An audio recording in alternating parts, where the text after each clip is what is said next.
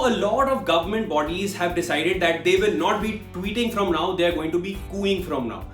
And basically what I'm trying to tell you is that there has been a recent tussle between the government of India and Twitter.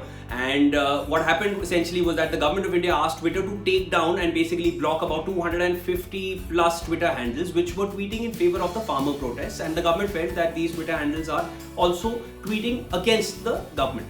So what does Twitter do? Twitter takes these accounts down, they bring them back up. A lot of these government bodies do, they've swiftly and softly and basically gradually started shifting their base onto the Koo app. So now what is the Koo app? Koo app is essentially an alternative to Twitter, but the Koo app is homegrown.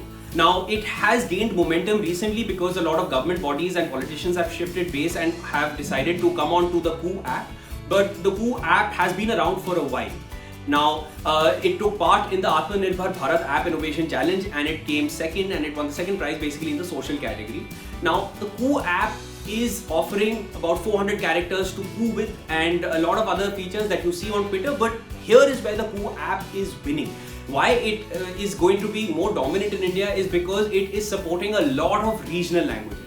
So while Hindi and English are also spoken in India, there are a lot of regional languages which dominate the Indian subcontinent as well. So in the Koo app already you have options of Kannada, Tamil, Telugu, Marathi, Hindi and English, and there are a lot of other regional languages which are going to be included in this as well.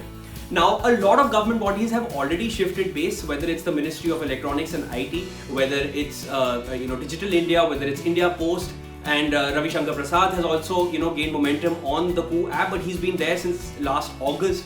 So a lot of people are shifting base, and it also offers verified accounts. These government agencies and the politicians already have verified accounts on the Koo app. If you're interested in finding out what the Koo app is all about, you can download it on the Play Store or from the App Store.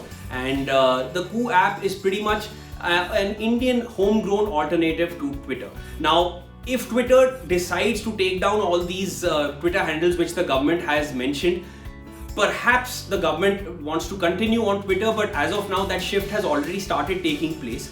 You decide which one you want to be a part of. If you're on Koo and if you're if you are in favor of more regional languages, if you're more comfortable with more regional languages, you will find more options and more comfort on the Koo app.